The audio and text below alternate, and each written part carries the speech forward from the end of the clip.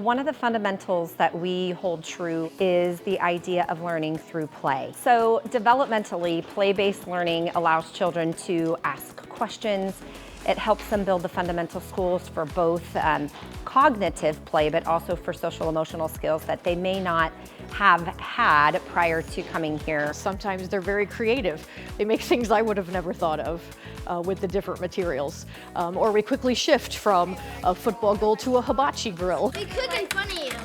Aiden, you're gonna be the customer. In their conversations that I hear in this purposeful play is that not only are they socializing, they're getting to know each other better, that they are coming across problems, maybe social problems where they're having to overcome difficulties, to be able to express themselves deeper or to think about something in a different way.